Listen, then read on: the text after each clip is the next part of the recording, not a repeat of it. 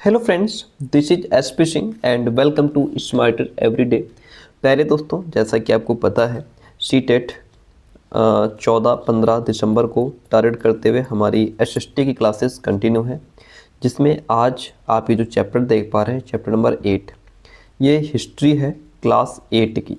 Okay, class 8 की history है और इसका ये लास्ट चैप्टर होगा। कौन सा चैप्टर होगा? लास्ट चैप्टर होगा। इसी के साथ आपकी 6, 7, 8 की जो हिस्ट्री रहेगी, एनसीईआरटी हिस्ट्री सीटेट को टारगेट करते हुए, वह कंप्लीट हो जाएगी। ओके, इसके बाद हमारी बचेगी जियोग्राफी एंड पॉलिटी क्लास 8 की, उसको भी इसके बाद हम शुरू करेंगे। तो आपको पता है कि हम चैप्टर कराते हैं, फिर उसके बाद उस चैप्टर से रिलेटेड क्वेश्चंस भी कराते हैं। जैसे जो चैप्टर नंबर 7 था हमारा, उस 7 चैप्टर में टोटल 47 क्वेश्चंस हमको मिले थे जो 2023 और 24 में पूछे गए थे। वो हमने कल करा दिए हैं, उनको नहीं देखा है तो आप देख लीजिए। आज हम पहले इस चैप्टर को पढ़ेंगे और चैप्टर को पढ़ने के बाद फिर इसके बाद इस चैप्टर से रिलेटेड जो प्रश्न पूछे गए हैं उनको हम लोग कवर करेंगे। आइए शुरू करते हैं। आपको पता है, हम कोई भी एक एक शब्द तक नहीं छोड़ते, ठीक है, क्योंकि सीटेट है। हर बार क्या 2022 से लगभग इसने अपने पेपर जो प्रश्न पूछने का तरीका है वो एकदम चेंज कर दिया है। कहीं से भी किसी भी तरीके से प्रश्न पूछ लेगा, आपको हर तरीके से प्रिपेयर रहना है। राष्ट्रीय आंदोलन का संगठन 1870 के दशक से 1947 तक की कहानी यहाँ पे हम पढ़ने जा रहे हैं। सबसे ऊपर यहाँ पे एक इमेज आपको देखने को मिल रही है। यह भारत छोड़ो आंदोलन के दौरान प्रदर्शनकारियों पर आंसू गैस के गोले छोड़ती हुई पुलिस है। ये आंसू गैस के गोले लोगों पर छोड़े जा रहे हैं, ठीक है। राष्ट्रवाद का उदय, यहाँ से हम शुरू करते हैं। देखिए कि ये देश क्या है और किसके लिए है। इसका जवाब धीरे धीरे करके सामने आया। भारत का मतलब है यहाँ की जनता। भारत का मतलब क्या है? यहाँ की जनता। भारत यहाँ रहने वाले किसी भी वर्ग, रंग, जाति, पंथ, भाषा या जेंडर वाले तमाम लोगों का घर है। यह देश और इसके सारे संसाधन और इसकी सारी व्यवस्था उन सभी के लिए है जो यहाँ रह रहे हैं, चाहे वो किसी भी वर्ग के हों, किसी भी रंग के हों, किसी भी जाति, धर्म, समुदाय के रहने वाले हों, किसी भी जेंडर के हों, ठीक है, उनका ही भारत है। इस जवाब के साथ ये एहसास भी सामने आया कि अंग्रेज भारत के संसाधनों और यहाँ के लोगों की जिंदगी पर कब्जा जमाए हुए हैं।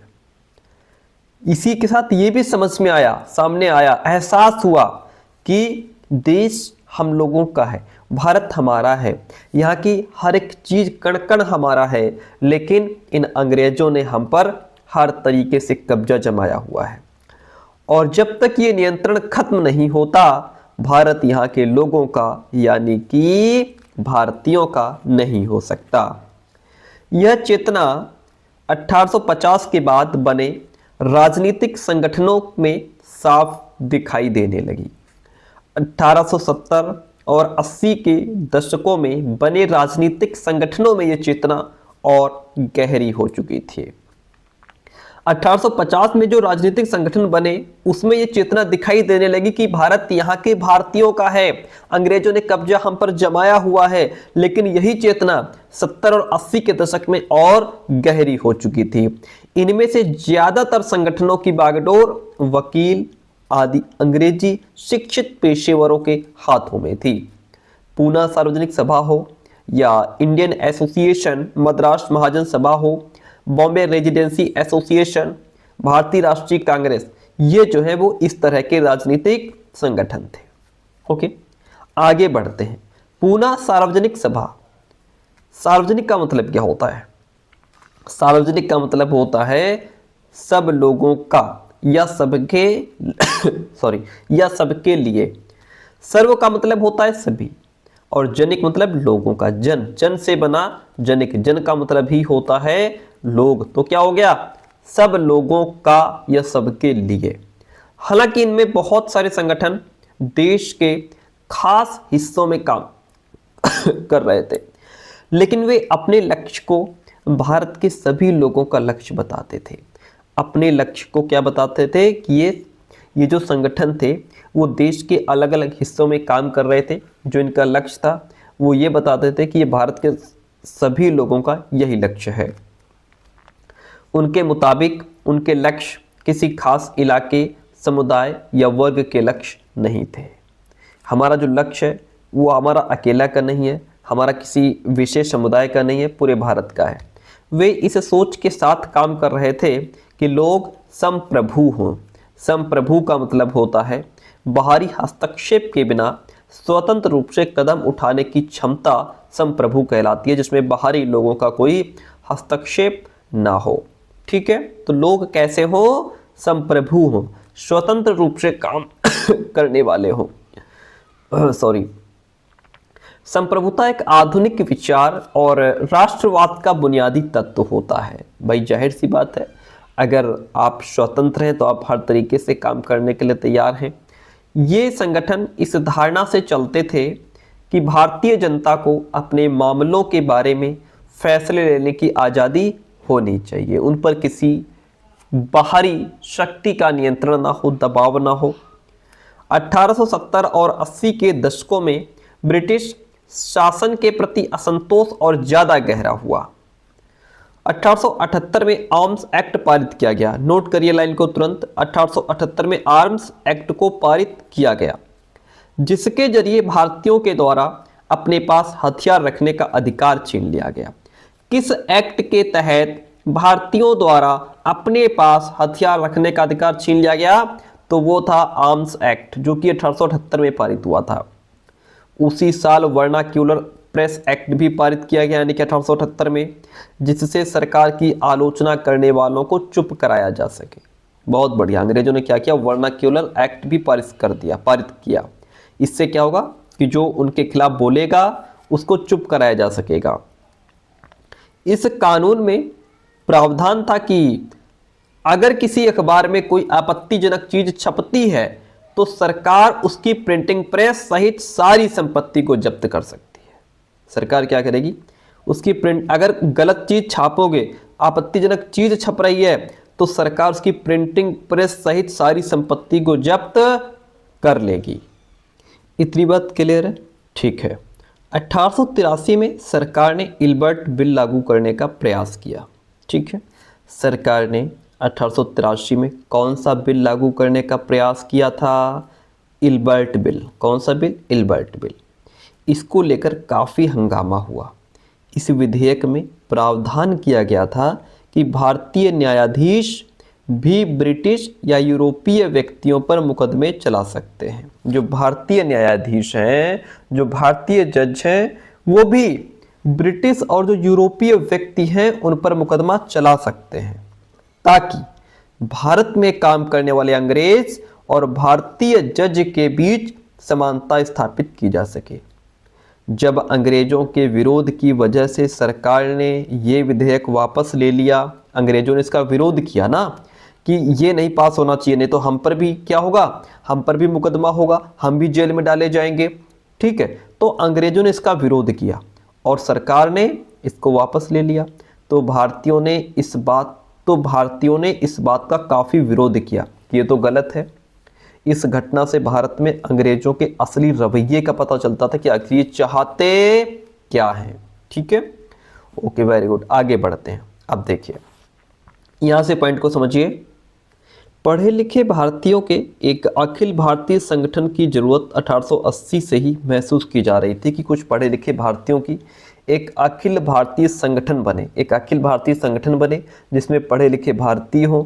जरूरत तो इसकी 1880 से ही महसूस की जा रही थी, लेकिन इल्बर्ट विधेयक ने इस चाह को और गहरा कर दिया, जिसमें अंग्रेजों ने विरोध किया कि भारतीय जज जो है कि ऐसा नहीं कर सकते या ये विधेयक नहीं पास किया जाना चाहिए। इससे क्या हुआ? लोगों में और गहरी जरूरत महसूस हुई कि अब तो हमें कुछ ना कुछ करना पड़ेगा। अखिल भारतीय संगठन की जरूरत और गहरी हो गई। 1885 में देश भर के 72 प्रतिनिधियों ने बम्बई में सभा करके भारतीय राष्ट्रीय कांग्रेस की स्थापना का फैसला लिया। 1885 की बात है।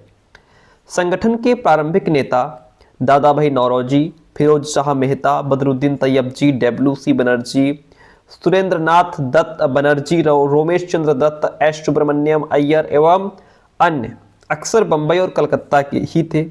नौरोजी व्यवसायी और प्रचारक थे। ये पॉइंट बहुत पूछा जाता है। दादा भाई नौरोजी थे तो ये व्यवसायी और प्रचारक थे। वे लंदन में रहते थे। कहाँ रहते थे? लंदन में। और कुछ समय के लिए ब्रिटिश संसद के सदस्य भी रहे थे। ये दो शब्द बहुत पूछे जाते हैं। जब हम लोग इसके प्रश्न करेंगे तो आपको यहाँ से मिलेगा क्वेश्चन। उन्होंने, किन्होंने? नौरोजी, दादा भाई नौरोजी ने युवा राष्ट्रवादियों का मार्गदर्शन किया। रिटायर्ड ब्रिटिश अफसर एओ ह्यूम ने भी विभिन्न क्षेत्रों के भारतीयों को निकट लाने में अहम भूमिका अदा की थी। जो ब्रिटिश अफसर थे एओ ह्यूम, ठीक है। प्रचारक, जैसा कि हमें पता है दादा भाई नौरोजी व्यवसायी थे, प्रचारक थे। प्रचारक होता क्या है? प्रचारक ऐसा व्यक्ति जो सूचनाओं के प्रसार, रिपोर्ट्स, बैठकों में भाषण आदि के जरिए किसी खास विचार का प्रचार प्रसार करता है, उसे प्रचारक कहते हैं। ओके, यहाँ पे एक आप सामने इमेज देख पा रहे हैं, ये है दादा भाई नौरोजी। कौन है? दादा भाई नौरोजी है, ठीक है। नौरोजी की पुस्तक poverty and un British rule in India में ब्रिटिश शासन के आर्थिक परिणामों की बहुत तीखी आलोचना की गई थी। Point to be noted, point को नोट कीजिए। Poverty and un British rule in India पुस्तक किसकी है? दादा भाई नौरोजी की है। दादा भाई नौरोजी व्यवसायी थे, प्रचारक थे। उभरता हुआ राष्ट्र, आइए इसकी बात करते हैं। अक्सर कहा जाता है कि अपने पहले 20 सालों में कांग्रेस अपने उद्देश्य और तरीकों के लिहाज से मध्य मार्गी पार्टी थी। इस दौरान कांग्रेस ने सरकार और शासन में भारतीयों को और ज़्यादा जगह दिए जाने के लिए आवाज़ उठाई। कांग्रेस ने कहा कि सरकार और शासन में क्या हो कि जो भारतीय हैं इनको ज़्यादा से ज़्यादा जगह मिलनी चाहिए, सरकार में नौकरी मिलनी चाहिए, सरकार के अच्छे पदों पर होने चाहिए हमारे भारतीय। कांग्रेस का आग्रह था कि विधान परिषदों में भारतीयों को ज़्यादा जगह दी जाए, परिषदों को ज़्यादा अधिकार दिए जाएं और जिन प्रांतों में परिषदें नहीं हैं वहां उनका गठन किया जाए। कांग्रेस चाहती थी कि सरकार में भारतीयों को भी ऊंचे पद दिए जाएं, ऊंचे अधिकार दिए जाएं। इस काम के लिए उसने मांग की कि सिविल सेवा के लिए लंदन के साथ साथ भारत में भी परीक्षा आयोजित की जाए। यानी कि इसका मतलब है कि पहले जो सिविल सेवा के लिए परीक्षा होती थी वो सिर्फ लंदन में हो रही थी और अब कांग्रेस की मांग थी कि उस परीक्षा को भारत में भी आयोजित किया जाए। हमारे भारतीयों को सरकार में शासन में अच्छे पद दिए जाएं, नौकरी दी जाए, अधिकार दिए जाएं, ठीक है। ये सारी मांग थी किसकी? कांग्रेस की। इतनी बात क्लियर है? वेरी गुड, आगे बढ़ते हैं। अगला पॉइंट देखिए, यहाँ पे एक शब्द आपको मिलेगा निरस्त करना। निरस्त करने का मतलब होता है किसी कानून को समाप्त कर देना, किसी चीज को हटा देना, निरस्त कर देना यानी कि उसको समाप्त कर देना। किसी कानून की वैधता, उसकी वैलिडिटी आधिकारिक रूप से समाप्त कर देना निरस्त करना कहलाता है। यहां से पॉइंट क्लियर करते हैं, देखिएगा। शासन व्यवस्था के पॉइंट कहता है शासन व्यवस्था के भारतीयकरण की मांग नस्लवाद के खिलाफ चल रहे आंदोलन का एक हिस्सा थी। शासन व्यवस्था के भारतीयकरण की जो मांग थी कि यहाँ पे भारतीयकरण होना चाहिए, भारतीयों को भी अधिकार दिए जाएं, ये नस्लवाद के खिलाफ चल रहे आंदोलन का एक हिस्सा थी। क्योंकि तब तक ज़्यादातर महत्वपूर्ण नौकरियों पर गोरे अफसरों का ही कब्जा था, अंग्रेजों का ही कब्जा था। अंग्रेज आमतौर पर यह मानकर चलते थे कि भारतीयों को जिम्मेदारी भरे पद नहीं दिए जा सकते, भारतीयों को जिम्मेदारी भरे पद नहीं दिए जा सकते। क्यों?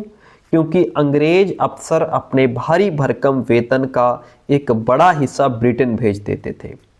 इसलिए लोगों को उम्मीद थी कि भारतीयकरण से अगर हम भारतीयों को अधिकार दे देंगे, नौकरी दे देंगे, तो यहाँ की जो धन संपत्ति है वो कुछ हद तक यहीं यानी कि भारत में ही रुकने लगेगी। जो पैसा हमारा हम बाहर ब्रिटेन भेज रहे हैं वो भारत में ही रुकने लगेगा, भारत की आर्थिक स्थिति सुधरने लगेगी, भारत और समृद्ध होगा। इस वजह से वो कि भारतीयों को किसी प्रकार का अधिकार या सरकार में नौकरी नहीं देना चाह रहे थे, क्योंकि वो अपना पैसा बचा करके ब्रिटेन भेजना चाह रहे थे। ठीक है, अगला पॉइंट देखिए। भारतीयों की मांग थी कि न्यायपालिका को कार्यपालिका से अलग किया जाए, आर्म्स एक्ट को निरस्त किया जाए और अभिव्यक्ति और बोलने की स्वतंत्रता दी जाए। हम अभिव्यक्ति अपनी बात कह सकें, अपनी बात प्रकट कर सकें, दूसरे के सामने रख सकें, हम स्वतंत्र होकर के आवाज उठा सकें। शुरुआती सालों में कांग्रेस ने कई आर्थिक मुद्दे भी उठाए। उसका कहना था कि भारत में ब्रिटिश शासन की वजह से ही गरीबी और अकाल पड़ रहे हैं।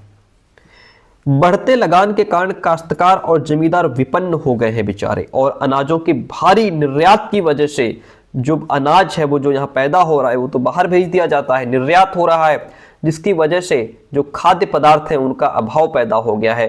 कांग्रेस की मांग थी कि लगान कम किया जाए, फौजी खर्चों में कटौती की जाए, जो फौजियों पर आप जो सेना में जो आप फालतू खर्च कर रहे हैं उसमें कुछ कटौती की जाए, सिंचाई के लिए ज्यादा अनुदान दिया जाए। उसने नमक कर, जो नमक पर टैक्स लगा था, वो विदेशों में भारतीय मजदूरों के साथ होने वाले बर्ताव और भारतीयों के कामों में दखल अंदाजी करने वाले वन प्रशासन की वजह से वनवासियों की जो बढ़ती मुसीबतें हैं उनके बारे में बहुत सारे प्रस्ताव पारित किए थे।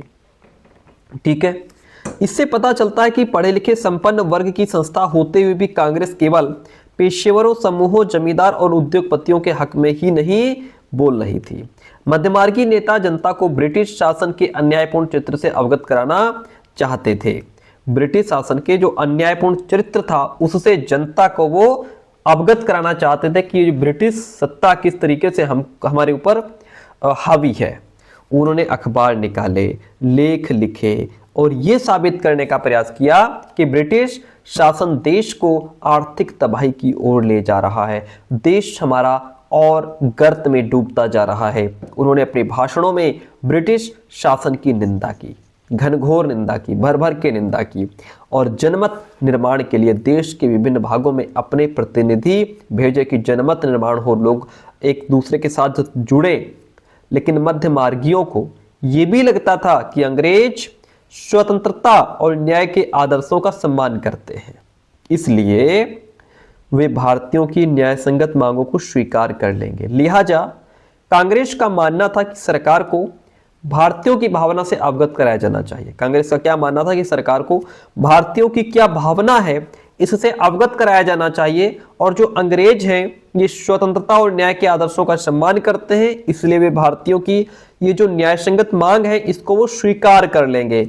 इस उद्देश्य से कांग्रेस कह रही थी कि भारतीयों की भावना से सरकार को अवगत कराया जाए। आगे बढ़ेंगे। स्वतंत्रता हमारा जन्मसिद्ध अधिकार है। देखिए, स्वतंत्रता हमारा जन्मसिद्ध अधिकार है। 1890 के दशक तक बहुत सारे लोग कांग्रेस के राजनीतिक तौर तरीकों पर सवाल खड़ा करने लगे थे। बंगाल, पंजाब और महाराष्ट्र में बिपिन चंद्र पाल, बाल गंगाधर तिलक और लाला लाजपत राय जैसे नेता ज़्यादा आमूल परिवर्तनवादी उद्देश्य और पद्धतियों के अनुरूप काम करने लगे थे, जिनको हम लाल बाल पाल के नाम से भी जानते हैं। किस नाम से? लाल बाल पाल के नाम से भी जानते हैं। तो वो है, यही वो नेता है। ठीक है, और उन्होंने निवेदन की राजनीति के लिए नरमपंथियों की आलोचना की और आत्मनिर्भरता तथा रचनात्मक कामों के महत्व पर जोर दिया कि लोग आत्मनिर्भर हों, कुछ क्रिएटिव वर्क करें। उनका कहना था कि लोगों को सरकार के नेक इरादों पर नहीं बल्कि अपनी ताकत पर भरोसा करना चाहिए। क्या कहना था? लोगों को सरकार के नेक इरादों पर नहीं अपनी ताकत पर भरोसा होना चाहिए, लोगों को स्वराज के लिए लड़ना चाहिए। तिलक ने, बाल गंगाधर तिलक ने नारा दिया था, स्वतंत्रता मेरा जन्मसिद्ध अधिकार है, मैं इसे लेकर रहूंगा। किसका नारा है? बाल गंगाधर तिलक ने ऐसा कहा था। पहले तो यहाँ पे एक फोटो आप देख पा रहे हैं, ये है बाल गंगाधर तिलक। ओके, मेज पर रखे अखबार का नाम देखिए। मेज पर जो रखा अखबार है इस पर ये केसरी लिखा हुआ है। क्या लिखा है? केसरी। केसरी से बहुत प्रश्न पूछे जाते हैं। तिलक के संपादन में, संपादक कौन है? तिलक। निकलने वाला मराठी अखबार है केसरी। ब्रिटिश शासन का कट्टर आलोचक था यह केसरी अखबार, जो तिलक के संपादन में निकलता था। संपादक इसके तिलक थे। ओके, आगे पॉइंट देखिए। पॉइंट कहता है, 1905 में वायसराय कर्जन ने बंगाल का विभाजन कर दिया। किसने कर दिया? वायसराय ने क्या कर दिया? बंगाल 1905 में वायसराय कर्जन ने बंगाल का विभाजन कर दिया। कब? 1905 में। किसने? कर्जन ने। उस वक्त बंगाल ब्रिटिश भारत का सबसे बड़ा प्रांत हुआ करता था। बिहार और उड़ीसा के कुछ भाग भी उस समय बंगाल का हिस्सा थे। अंग्रेजों का कहना था कि प्रशासकीय सुविधा को ध्यान में रखते हुए बंगाल का बंटवारा करना जरूरी था, इसलिए हमने उसका बंटवारा कर दिया। परंतु इस प्रशासकीय सुविधा का मतलब क्या था? क्या थी ये प्रशासकीय सुविधा जिसका हवाला देकर के अंग्रेजों ने इसका बंटवारा कर दिया? प्रशासकीय सुविधा का मतलब क्या था? इससे किसको सुविधा मिलने वाली थी भाई? जाहिर है इसका ताल्लुक अंग्रेज अफसरों और व्यापारियों के फायदे से ही होगा। लेकिन सरकार ने गैर बंगाली इलाकों को, जहां जो इलाके बंगाली नहीं थे, गैर बंगाली इलाकों को अलग करने की बजाय उसके पूर्वी भागों को अलग करके असम में मिला दिया था। पूर्वी बंगाल को अलग करने के पीछे अंग्रेजों का मुख्य उद्देश्य ये रहा होगा कि बंगाली राजनेताओं के प्रभाव पर अंकुश लगाया जाए। जो बंगाली राजनेता हैं उनके प्रभाव को रोका जाए, खत्म किया जाए और बंगाली जनता को बांट दिया जाए। ठीक है। बंगाल के विभाजन से देश भर में गुस्से की लहर फैल गई। जो बंगाल का विभाजन हुआ उससे देश भर में गुस्से की लहर फैल गई। मध्यमार्गी और आमूल परिवर्तनवादी कांग्रेस के सभी धड़ों ने इसका विरोध किया। विशाल जनसभाओं का आयोजन किया गया, जुलूस भी निकाले गए और जन प्रतिरोध के नए नए रास्ते ढूंढ लिए गए। इससे जो संघर्ष उपजा उसे स्वदेशी आंदोलन के नाम से जाना जाता है। क्या कहा जाता है? स्वदेशी आंदोलन। ये आंदोलन बंगाल में सबसे ताकतवर था, परंतु अन्य इलाकों में भी इसकी भारी गूंज सुनाई दी। ठीक है। उदाहरण के लिए आंध्र के डेल्टा इलाकों में इसे वंदे मातरम आंदोलन के नाम से, जो स्वदेशी आंदोलन था, इसको आंध्र के डेल्टा इलाकों में वंदे मातरम आंदोलन के नाम से जाना जाता था। स्वदेशी आंदोलन ने ब्रिटिश शासन का विरोध किया। किसने? स्वदेशी आंदोलन ने। और स्वयं सहायता, स्वदेशी उद्यमों, राष्ट्रीय शिक्षा और भारतीय भाषा के उपयोग को बढ़ावा दिया। स्वराज के लिए आमूल परिवर्तनवादी ने जनता को लाभ बंद करने और ब्रिटिश संस्थानों तथा वस्तुओं के बहिष्कार पर जोर दिया। कुछ लोग ब्रिटिश शासन को उखाड़ फेंकने के लिए क्रांतिकारी हिंसा के समर्थक थे कि जो ब्रिटिश शासन है इसको जड़ से उखाड़ फेंकेंगे। 20वीं शताब्दी के प्रारंभिक दशकों में कई दूसरी महत्वपूर्ण घटनाएं भी घटी। 1906 में मुसलमान जमींदारों और नवाबों के एक समूह ने ढाका में ऑल इंडिया मुस्लिम लीग का गठन किया। ऑल इंडिया मुस्लिम लीग का गठन कब किया गया? 1906 में। ठीक है। किसके माध्यम से किया गया? तो ये मुसलमान जमींदार और नवाबों के माध्यम से किया गया। लीग ने बंगाल विभाजन का समर्थन किया। ये जो ऑल इंडिया मुस्लिम लीग का गठन हुआ था, इस लीग ने क्या किया? बंगाल जो विभाजन हुआ उसका समर्थन किया कि हाँ ये ठीक है, अच्छा हुआ। लीग की मांग थी कि मुसलमानों के लिए अलग निर्वाचिका की व्यवस्था की जाए। 1909 में सरकार ने यह मांग मान ली कि ठीक है, मुसलमानों के लिए अलग निर्वाचिका की व्यवस्था की जाएगी। अब परिषदों में कुछ सीटें मुसलमान उम्मीदवारों के लिए भी रिजर्व कर दी गई, आरक्षित कर दी गई, जिन्हें मुस्लिम मतदाताओं के द्वारा ही चुनकर भेजा जाना था, सिर्फ मुस्लिम मतदाताओं के माध्यम से। इससे राजनेताओं में अपने धार्मिक समुदाय के लोगों को अपना राजनीतिक समर्थक बनाने का लालच पैदा हो गया। ओके, आगे बढ़ेंगे। 1907 में क्या हुआ? कांग्रेस टूट गई। मध्यमार्गी धड़ा बहिष्कार की राजनीति के विरुद्ध था। इन लोगों का मानना था कि इसके लिए बल प्रयोग की आवश्यकता होती है, जो कि सही नहीं है। संगठन टूटने के बाद, जो 1907 में कांग्रेस टूट गई, इस संगठन के टूटने के बाद कांग्रेस पर मध्यमार्गी का दबदबा बन गया, जबकि तिलक के जो अनुयायी थे बाहर से काम करने लगे। दिसंबर 1915 में दोनों खेमों में एक बार फिर एकता स्थापित हुई। नेक्स्ट ईयर कांग्रेस और मुस्लिम लीग के बीच ऐतिहासिक लखनऊ समझौते पर दस्तखत हुए और दोनों संगठनों ने देश में प्रतिनिधिक सरकार के गठन के लिए मिलकर के काम करने का फैसला फिर से लिया। ठीक है, यहाँ पे आप एक फ़ोटो देख पा रहे हैं, ये एक फ़ोटो है। यहाँ पे देखिए, ये जो इमेज है ये है स्वदेशी आंदोलन के दौरान हजारों लोग जुलूसों में शामिल होने लगे। और फिर एक नीचे इमेज है यहाँ पे लाला लाजपत राय की। लाला लाजपत राय पंजाब के जाने माने राष्ट्रवादियों में से थे। वह याचिका और निवेदनों की राजनीति का विरोध करने वाले आमूल परिवर्तनवादी के एक प्रमुख नेता थे। वह आर्य समाज के भी सक्रिय सदस्य रहे थे। इतनी बात क्लियर हो गई, वेरी गुड। यहां तक क्लियर हो गया। अब देखिए, क्रांतिकारी हिंसा क्या होती है? समाज में आमूल बदलाव लाने के लिए हिंसा का उपयोग करना क्रांतिकारी हिंसा कहलाती है। परिषद प्रशासकीय सलाहकारी या प्रतिनिधिक दायित्वों को निभाने वाले मनोनीत या निर्वाचित संस्था जो है वो परिषद कहलाती है। जन राष्ट्रवाद का उदय, आइए समझते हैं। देखिए, जन राष्ट्रवाद का उदय 1919 के बाद अंग्रेजों के खिलाफ चल रहा संघर्ष धीरे धीरे एक जन आंदोलन में तब्दील होने लगा।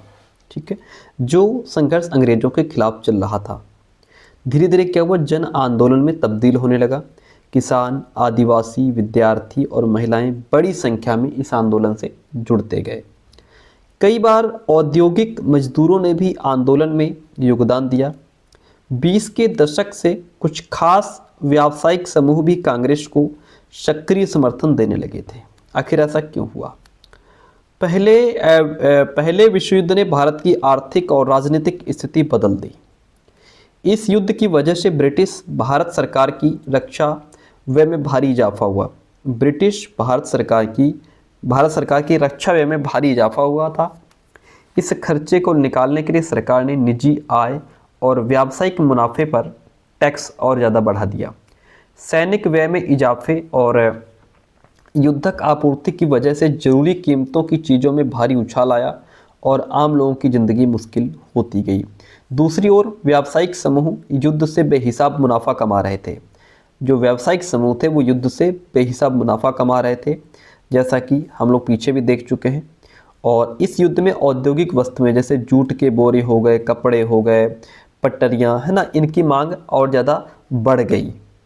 इनकी मांग क्या हुई? बढ़ गई, बढ़ा दी। और अन्य देशों से भारत आने वाले आयात में कमी ला दी थी। जो दूसरे देशों से जो भारत आ रही थी चीज़ें, उनमें उनके आयात में कमी लाई गई। इस तरह युद्ध के दौरान भारतीय उद्योगों का विस्तार हुआ और भारतीय व्यावसायिक समूह विकास के लिए और अधिक अवसरों की मांग करने लगे कि डेवलप के लिए और अधिक अवसर हो तो बेहतर है। युद्ध ने अंग्रेजों को अपनी सेना बढ़ाने के लिए विवश किया। ठीक है, युद्ध से क्या हुआ, अंग्रेज अपनी सेना को बढ़ाने के लिए और ज़्यादा उत्सुक हुए कि मतलब बढ़ाया जाए, सेना बढ़ाने की जरूरत है। एक विदेशी युद्ध की खातिर गाँव में सिपाहियों की भर्ती के लिए दबाव डाला जाने लगा कि मतलब सिपाहियों की भर्ती के लिए दबाव डाला जाने लगा कि सिपाहियों की भर्ती होनी ही है। बहुत सारे सिपाहियों को दूसरे देशों में युद्ध के मोर्चों पर भेज दिया गया। इनमें से बहुत सारे सिपाही युद्ध के बाद ये समझदारी लेकर लौटे कि साम्राज्यवादी शक्तियां एशिया और अफ्रीका के लोगों का किस तरह शोषण कर रही हैं। फलस्वरूप ये लोग भी भारत में औपनिवेशिक शासन का विरोध करने लगे। युद्ध के बाद उनको ये समझ आया। इसके अलावा 1917 में रूस में क्रांति हुई। इस घटना के चलते किसानों और मजदूरों के संघर्षों का समाचार और समाजवादी विचार बड़े पैमाने पर फैलने लगे थे, जिससे भारतीय राष्ट्रवादियों को नई प्रेरणा मिलने लगी। महात्मा गांधी का भी आगमन हुआ। इन्हीं हालातों में महात्मा गांधी एक जन नेता के रूप में सामने आए। गांधी जी 46 वर्ष की उम्र में 1915 में दक्षिण अफ्रीका से भारत लौटे थे। वे वहां पर नस्ल भेदी पाबंदियों के खिलाफ अहिंसक आंदोलन चला रहे थे और अंतर्राष्ट्रीय स्तर पर उनकी अच्छी मान्यता थी, लोग उनका आदर करते थे। दक्षिण अफ्रीकी आंदोलन की वजह से उन्हें हिंदू, मुस्लिम, पारसी, ईसाई, गुजराती, तमिल, भारतीय, उच्च वर्गीय व्यापारी, वकील, मजदूर, सब तरह के भारतीयों से मिलने जुलने का मौका मिल चुका था गांधी जी को।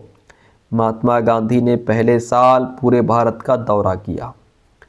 इस दौरान वे यहाँ के लोगों, उनकी ज़रूरतों और हालात को समझने में लगे रहे। उनके शुरुआती प्रयास चंपारण, खेड़ा और अहमदाबाद के स्थानीय आंदोलनों के रूप में सामने आए। इन आंदोलनों के माध्यम से उनका राजेंद्र प्रसाद और वल्लभ भाई पटेल से परिचय हुआ। 1918 में अहमदाबाद में उन्होंने मिल मजदूरों की हड़ताल का सफलतापूर्वक नेतृत्व किया। ठीक है, अब हम इसके आगे पढ़ते हैं। पहले जो ऊपर इमेज है इसको देखते हैं। यहाँ पे एक फ़ोटो है और इस फोटो में कहा है नटाल कांग्रेस के संस्थापक डरबन दक्षिण अफ्रीका 1895 की ये फ़ोटो है। 1895 में अन्य भारतीयों के साथ महात्मा गांधी ने नस्ली भेदभाव का विरोध करने के लिए नटाल कांग्रेस का गठन किया था। क्या आप चित्र में गांधी जी को पहचान सकते हैं? वह पिछली कतार के ठीक बीच में कोट और टाई पहने दिखाई दे रहे हैं। ठीक बीच में ये रहे, ये देखिए, ये गांधी जी यहाँ पर खड़े हुए हैं। ओके, चलिए आगे बढ़ते हैं। अब यहाँ से रॉलेट सत्याग्रह के बारे में हम पढ़ेंगे। पॉइंट कहता है कि 1919 में गांधी जी ने अंग्रेजों द्वारा हाल ही में पारित किए गए रॉलेट कानून के खिलाफ सत्याग्रह का आह्वान किया। गांधी जी ने किस कानून के खिलाफ उन्होंने सत्याग्रह का आह्वान किया? तो उन्होंने रॉलेट कानून के खिलाफ सत्याग्रह का आह्वान किया था। ठीक है, रॉलेट कानून किसके द्वारा पारित किया गया था? तो यह अंग्रेजों के द्वारा पारित किया गया था 1919 में। यह कानून अभिव्यक्ति की स्वतंत्रता जैसे मूलभूत अधिकारों पर अंकुश लगाने, पुलिस को और ज़्यादा अधिकार देने के लिए लागू किया गया था। इससे यह था कि व्यक्ति उसको स्वतंत्रता नहीं मिल पाती है, वो अपनी बात को स्वतंत्र रूप से रख नहीं सकता, अभिव्यक्त नहीं कर सकता, अपनी बात नहीं कह सकता। इसमें पुलिस को और ज़्यादा अधिकार दे दिए गए। महात्मा गांधी, मोहम्मद अली जिन्ना और अन्य नेताओं का मानना था कि सरकार के पास लोगों की बुनियादी स्वतंत्रताओं पर अंकुश लगाने का कोई अधिकार नहीं है। उन्होंने इस कानून को शैतान की करतूत और निरंकुशवादी बताया। ये जो रॉलेट कानून था, इस कानून को गांधी जी ने, मोहम्मद अली जिन्ना ने क्या कहा? शैतान की करतूत, निरंकुशवादी बताया। ठीक है, गांधी जी ने लोगों से आह्वान किया कि इस कानून का विरोध करने के लिए 6 अप्रैल 1919 को अहिंसक विरोध दिवस के रूप में, अपमान और याचना दिवस के रूप में मनाया जाए और हड़तालें की जाए। Point to be noted, note कीजिए इस पॉइंट को। आंदोलन शुरू करने के लिए सत्याग्रह सभाओं का भी गठन किया गया। यहाँ पे फिर एक फोटो आप देख पा रहे हैं, वह परिसर जहाँ जनरल डायर ने लोगों की सभा पर गोलियां चलाई थी। ठीक है, बाद के इस चित्र में लोग दीवार पर बने गोलियों के निशानों की तरफ इशारा कर रहे हैं। ये लोग दिखा रहे हैं कि देखिए यहाँ गोली पड़ी थी, ये देखिए गोल गोल जो घेरे हैं, ये गोलियों के निशान नज़र आ रहे हैं। ठीक है, चलिए आगे बढ़ते हैं, पॉइंट को समझते हैं। कहता है पॉइंट कि रॉलेट सत्याग्रह ब्रिटिश सरकार के खिलाफ पहला अखिल भारतीय संघर्ष था। जो रॉलेट सत्याग्रह है ये, हालांकि ये मोटे तौर पर शहरों तक ही सीमित था। अप्रैल 1919 में पूरे देश में जगह जगह जुलूस निकाले गए और हड़तालों का भी आयोजन किया गया। सरकार ने इन आंदोलनों को कुचलने के लिए दमनकारी रास्ता अपनाया।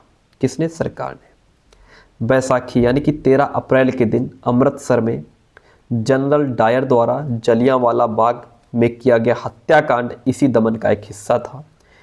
इस जनसंहार पर रविंद्रनाथ टैगोर ने अपनी पीड़ा और गुस्सा जताते हुए नाइटहुड की उपाधि वापस लौटा दी।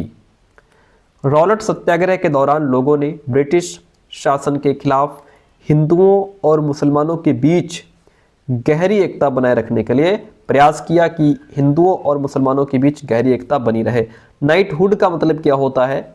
ब्रिटिश राजा या रानी की तरफ से किसी व्यक्ति की अप्रतिम व्यक्तिगत सफलताओं या जन सेवा के लिए दी जाने वाली उपाधि नाइटहुड कहलाती है। जो व्यक्ति बहुत बढ़िया काम करता है, अप्रतिम व्यक्तिगत सफलता प्राप्त करता है, उसे नाइटहुड की उपाधि दी जाती थी, जो रविंद्रनाथ टैगोर ने वापस कर दी थी जलियांवाला बाग हत्याकांड के बाद। आगे समझते हैं। महात्मा गांधी भी यही चाहते थे। उनकी राय में भारत यहाँ रहने वाले सभी लोगों यानी सभी हिंदुओं, मुसलमानों और अन्य धर्मों के लोगों का देश है। उनकी गहरी आकांक्षा थी कि हिंदू और मुसलमान किसी भी न्यायपूर्ण उद्देश्य के लिए एक दूसरे का समर्थन करें, एक दूसरे का साथ दें, मिल करके चलें। खिलाफत आंदोलन और असहयोग आंदोलन के बारे में यहाँ से हम पढ़ेंगे। खिलाफत का मुद्दा इसी तरह का एक ज्वलंत मुद्दा था। 1920 में अंग्रेजों ने तुर्की के सुल्तान खलीफा पर बहुत सख्त संधि थोप दी। किसने? अंग्रेजों ने। किस पर? तुर्की के सुल्तान पर। ठीक है, कब की बात है? 1920 की बात है। जलियांवाला बाग हत्याकांड की तरह इस घटना पर भी भारत के लोगों में भारी गुस्सा था। भारतीय मुसलमान यह भी चाहते थे कि पुराने ऑटोमन साम्राज्य में स्थित पवित्र मुस्लिम स्थानों पर खलीफा का नियंत्रण बना रहना चाहिए। खिलाफत आंदोलन के नेता मोहम्मद अली और शौकत अली अब एक सर्वव्यापी असहयोग आंदोलन शुरू करना चाहते थे। गांधी जी ने उनके आह्वान का समर्थन किया कि ठीक है, तुम सर्वव्यापी असहयोग आंदोलन शुरू करो, हम तुम्हारे साथ हैं। समर्थन किया और कांग्रेस से आग्रह किया कि वह पंजाब में हुए अत्याचार जैसे कि जलियांवाला बाग हत्याकांड और खिलाफत के मामले में हुए अत्याचार के विरुद्ध मिलकर अभियान चलाएं और स्वराज की मांग करें, अपने खुद का राज्य हो। 1921-22 के दौरान असहयोग आंदोलन को और ज़्यादा गति मिली। हजारों विद्यार्थियों ने सरकारी स्कूल छोड़ दिए। मोतीलाल नेहरू, C.R. दास और C. राजगोपालाचारी, आसफ अली जैसे बहुत सारे वकीलों ने वकालत छोड़ दी। अंग्रेजों द्वारा दी गई उपाधियों को वापस लौटा दिया गया और विधानमंडलों का बहिष्कार किया गया। जगह जगह लोगों ने विदेशी कपड़ों की होली जलाई। 1920 से 1922 के बीच विदेशी कपड़ों के आयात में भी भारी गिरावट आई, परंतु ये तो आने वाले तूफान की सिर्फ एक झलक थी। देश के ज़्यादातर हिस्से एक भारी विद्रोह के मुहाने पर आ खड़े हुए। आप देखिए लोगों की पहलकदमी को समझिए। देखिए लोगों की पहलकदमी, कई जगह पर लोगों ने ब्रिटिश शासन का अहिंसक विरोध किया, लेकिन कई स्थानों पर विभिन्न वर्गों और समूहों ने गांधी जी के आह्वान को अपने हिसाब से अर्थ निकाले। जो गांधी जी का आह्वान था, कुछ जगह तो लोगों ने उस आह्वान का अपने अपने हिसाब से अर्थ निकाला कि हाँ, इसका मतलब ये है, गांधी जी ये चाहते हैं, कुछ करें नहीं, गांधी जी ये चाहते हैं, और इस तरह के रास्ते अपनाए जो गांधी जी के विचारों से मेल नहीं खाते थे। गांधी जी का आह्वान कुछ और ही था, लोगों ने इसके कुछ और ही अर्थ निकाले, और फिर जो गांधी जी के विचार थे उसके अपोजिट भी लोग चले गए, वो अपने हिसाब से अर्थ निकाल रहे थे। सभी जगह लोगों ने अपने आंदोलनों को स्थानीय मुद्दों के साथ जोड़कर आगे बढ़ाया। आइए ऐसे कुछ उदाहरणों पर विचार करें। खेड़ा, गुजरात में पाटीदार किसानों ने अंग्रेजों द्वारा थोप दिए गए भारी लगान के खिलाफ अहिंसक अभियान चलाया। तटीय आंध्र प्रदेश और तमिलनाडु के भीतरी भागों में शराब की दुकानों की घेराबंदी की गई। आंध्र प्रदेश के गुंटूर जिले में आदिवासी और गरीब किसानों ने बहुत सारे वन सत्याग्रह किए। इन सत्याग्रहों में कई बार वे चराई शुल्क अदा किए बिना भी अपने जानवरों को जंगल में छोड़ देते थे। यानी कि पहले क्या था कि चराई, अपने जानवरों को चराने का शुल्क देना पड़ता था, लेकिन अब लोग शुल्क न दे करके बिना शुल्क दिए जंगल में छोड़ देते थे। उनका विरोध इसलिए था क्योंकि औपनिवेशिक सरकार ने वन संसाधनों पर उनके अधिकारों को बहुत सीमित कर दिया था। घेराबंदी का मतलब होता है लोगों को किसी इमारत या दुकान में जाने से रोकने के लिए किया जाने वाला जो प्रदर्शन है, विरोध प्रदर्शन, वो घेराबंदी कहलाता था। तो ये बात क्लियर हो गई कि यहाँ पे क्या हुआ कि जैसे चराई शुल्क अदा किए बिना भी अपने जानवरों को जंगल में छोड़ देते थे। उनका विरोध इसलिए था क्योंकि जो औपनिवेशिक सरकार है, इसने वन संसाधनों पर उनके अधिकारों को बहुत सीमित कर दिया था। जो वन के संसाधन थे, जड़ी बूटी, लकड़ी, जानवरों को चराना, ये जो सब चीज़ें उनको जंगलों से मिल रही थी, इन पर उनके अधिकार बहुत सीमित हो गए थे और उन्हें यकीन था कि गांधी जी उन पर लगे टैक्स को कम करा देंगे और वन कानूनों को ख़त्म करा देंगे। बहुत सारे वन गांव में किसानों ने स्वराज का ऐलान कर दिया, जो वन गांव थे, जो वन के पास थे या जंगलों में थे, क्योंकि उन्हें उम्मीद थी कि गांधी राज जल्दी ही स्थापित होने वाला है। सिंध, जो कि मौजूदा पाकिस्तान में है, मुस्लिम व्यापारी और किसान खिलाफत के आह्वान पर बहुत उत्साहित थे। बंगाल में भी खिलाफत असहयोग के गठबंधन ने जबरदस्त सांप्रदायिक एकता को जन्म दिया और राष्ट्रीय आंदोलन को नई ताकत प्रदान की। पंजाब में सिखों के अकाली आंदोलन ने अंग्रेजों की सहायता से गुरुद्वारों में जमे बैठे जो भ्रष्ट महंत थे, उनको हटाने के लिए आंदोलन चलाया। ये आंदोलन असहयोग आंदोलन से काफ़ी घनिष्ठ रूप से जुड़ा हुआ दिखाई दे रहा था। असम में गांधी महाराज की जय के नारे लगाते हुए चाय बागान के मजदूरों ने अपनी तनख्वाह में इजाफे की मांग शुरू कर दी। यहाँ से बहुत प्रश्न पूछा जाता है, गांधी महाराज की जय का नारा किसने लगाया था? चाय बागान के मजदूरों ने लगाया था। क्यों? अपनी तनख्वाह में इजाफे की मांग शुरू कर दी थी।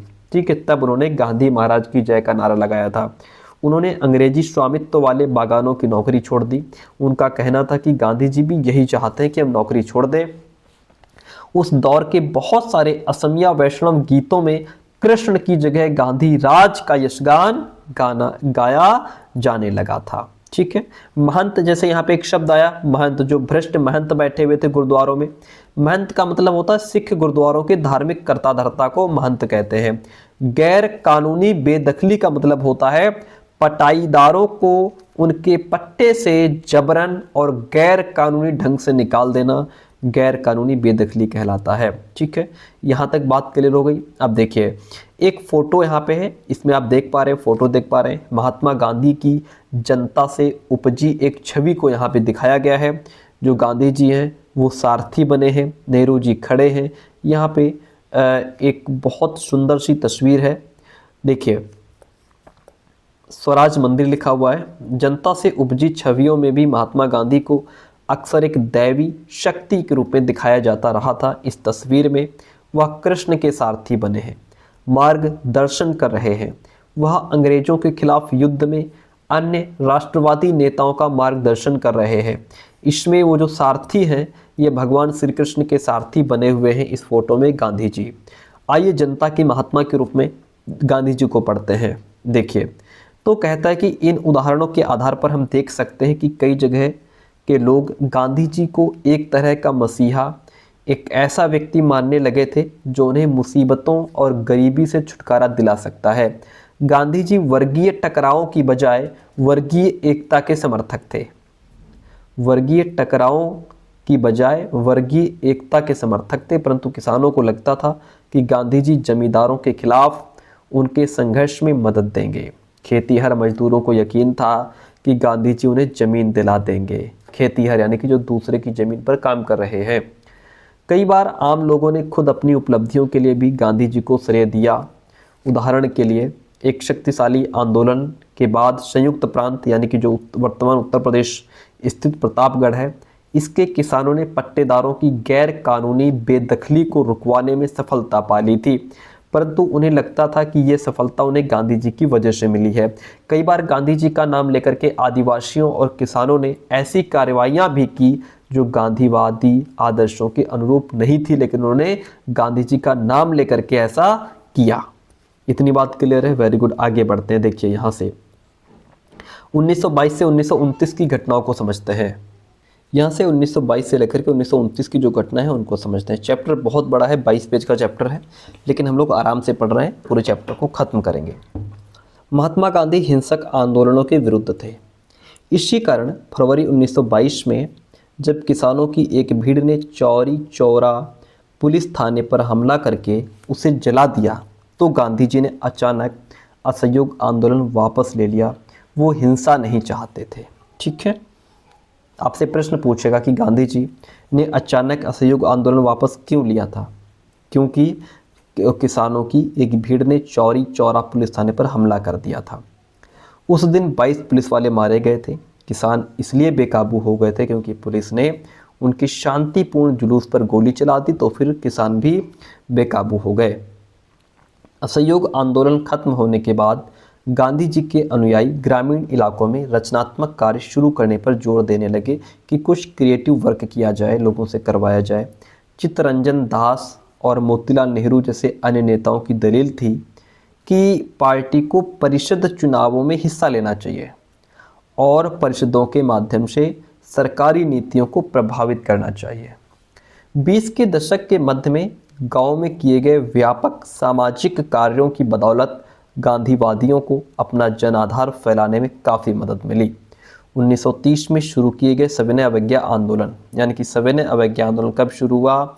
1930 में।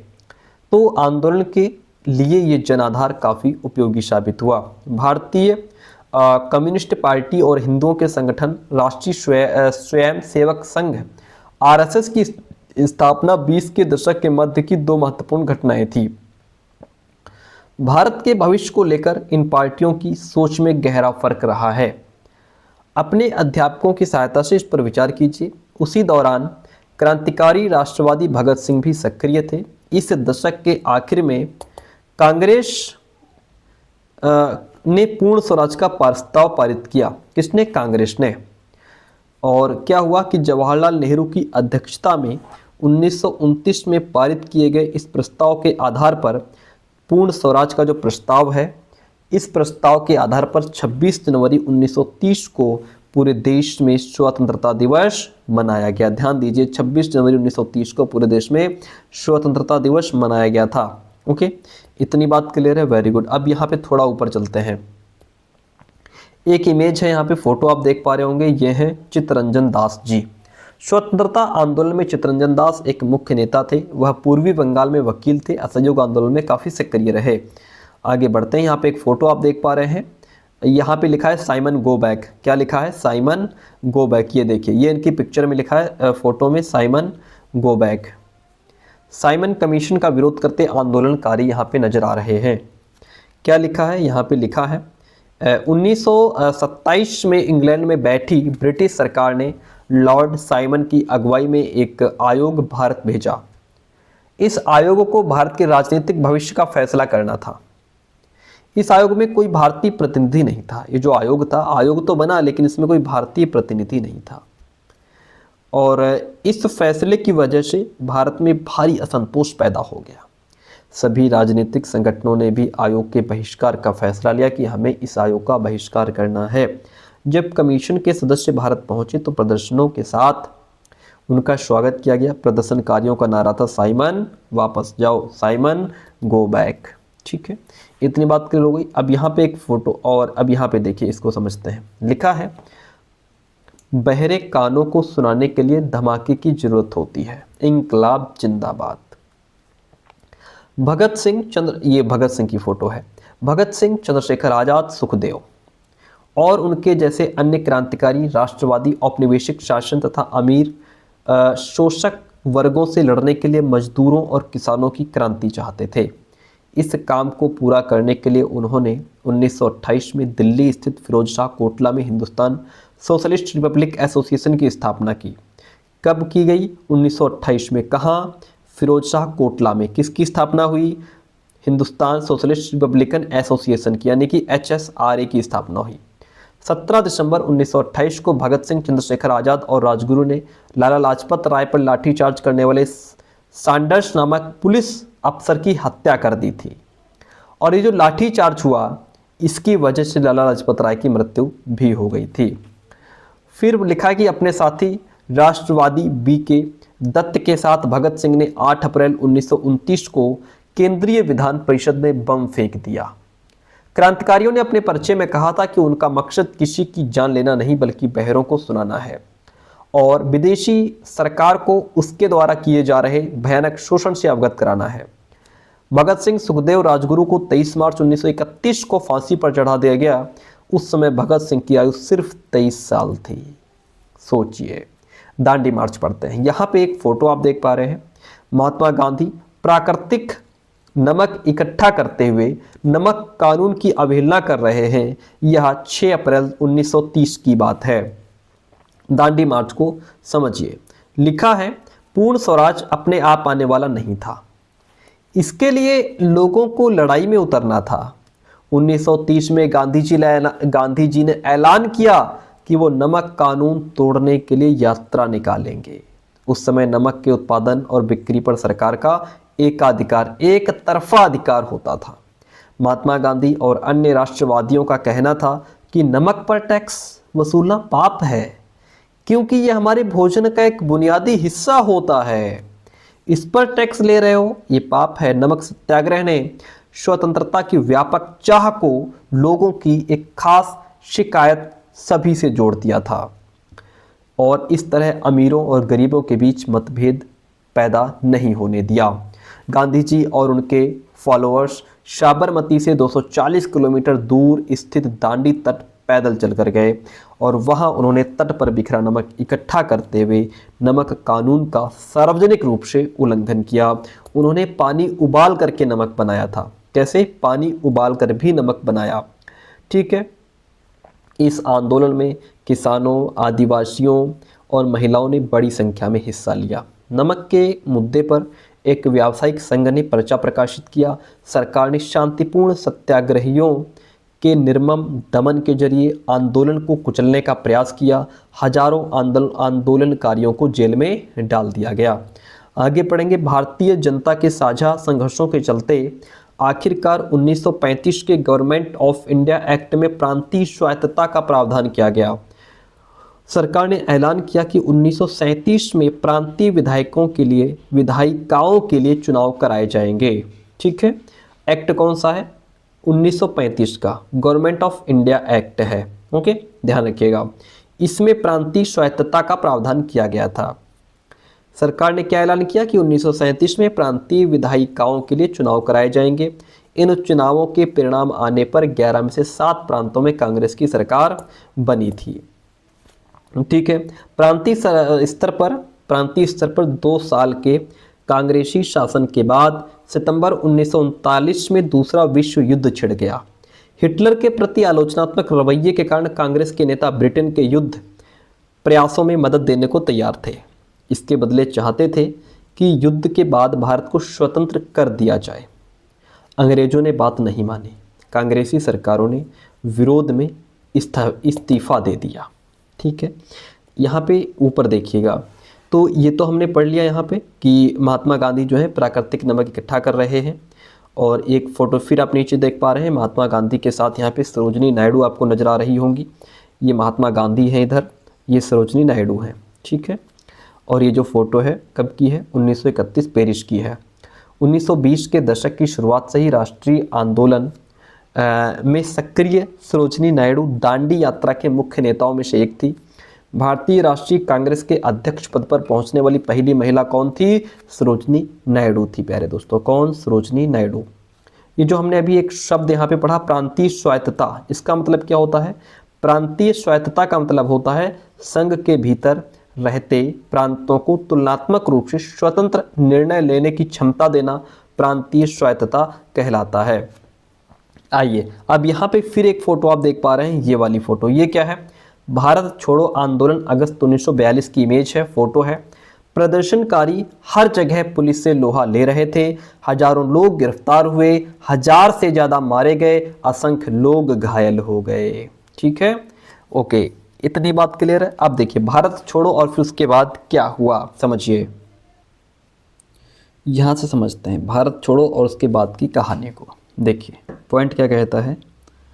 कहता है कि महात्मा गांधी ने दूसरे विश्व युद्ध के बाद अंग्रेज़ों के खिलाफ आंदोलन का एक नया चरण शुरू किया।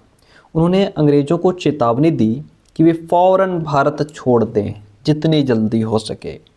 गांधी जी ने भारतीय जनता से आह्वान किया कि वे करो या मरो के सिद्धांत पर चलें और इसी सिद्धांत पर चलते हुए अंग्रेज़ों के विरुद्ध अहिंसक ढंग से संघर्ष करें, हिंसा ना हो।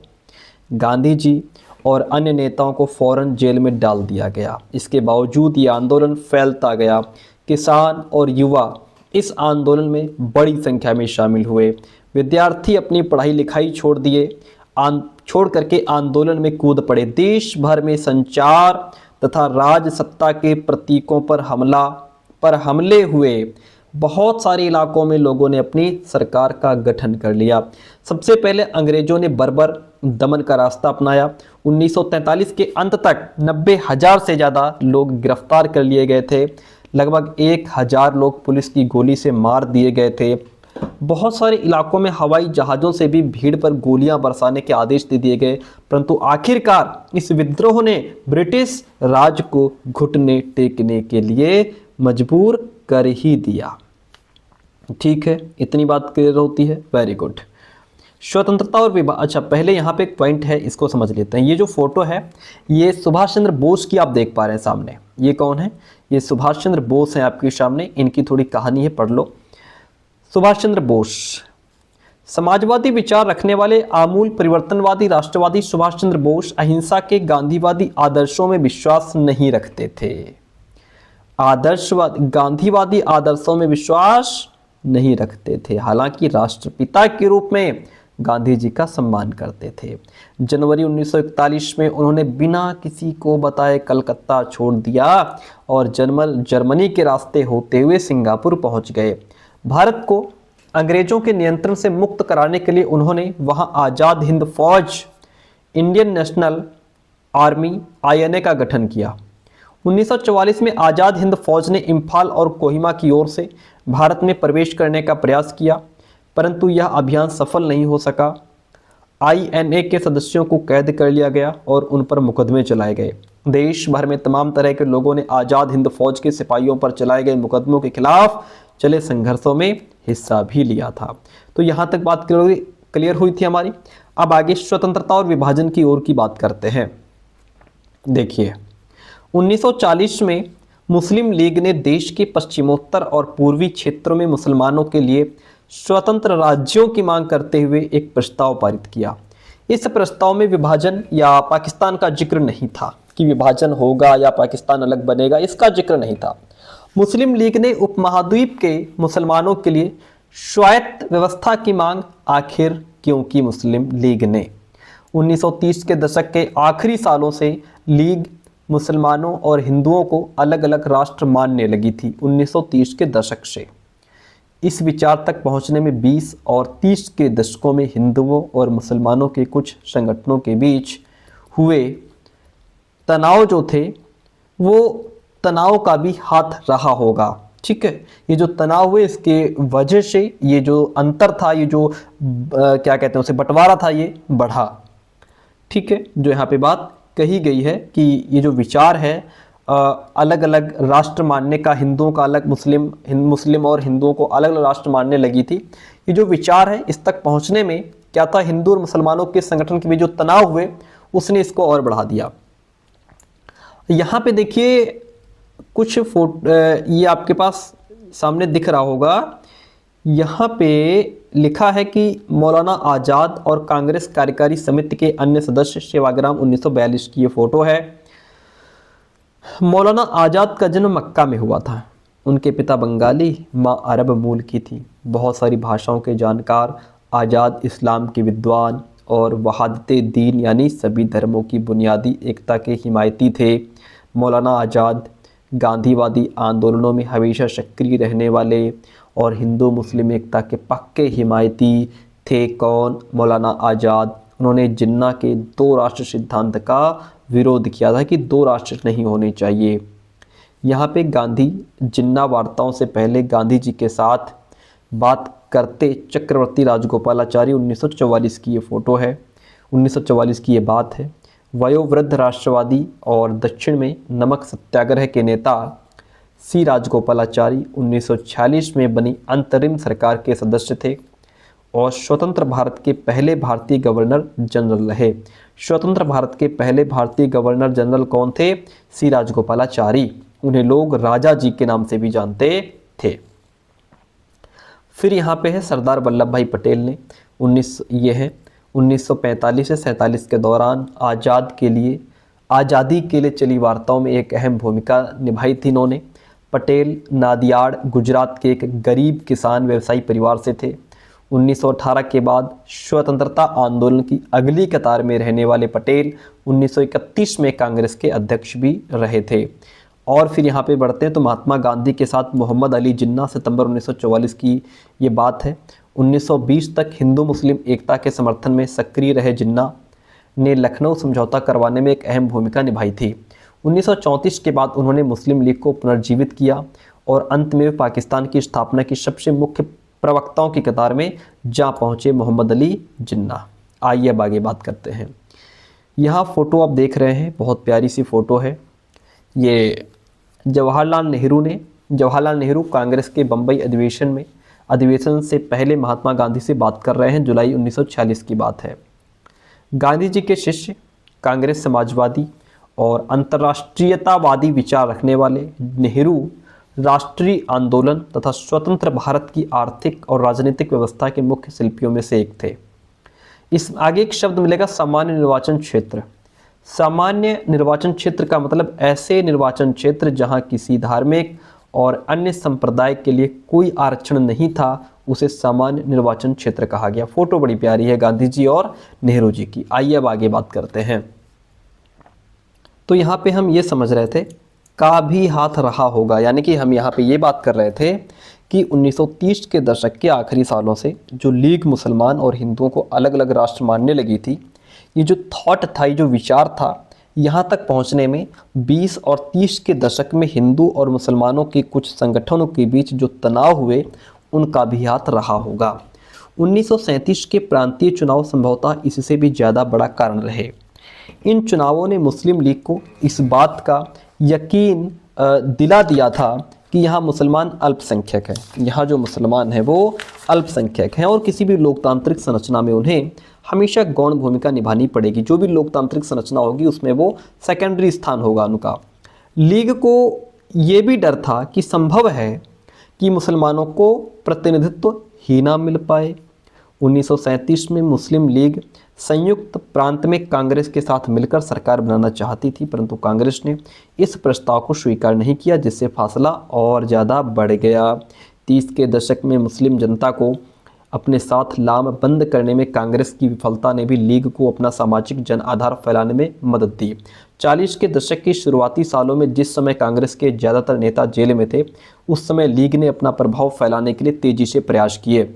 1945 में विश्व युद्ध खत्म होने के बाद अंग्रेजों ने भारतीय स्वतंत्रता के लिए कांग्रेस और लीग से बातचीत शुरू कर दी। ये वार्ता असफल रही, इसका कोई मतलब नहीं निकला, क्योंकि लीग का कहना था कि उसे भारतीय मुसलमानों का एकमात्र प्रतिनिधि माना जाए।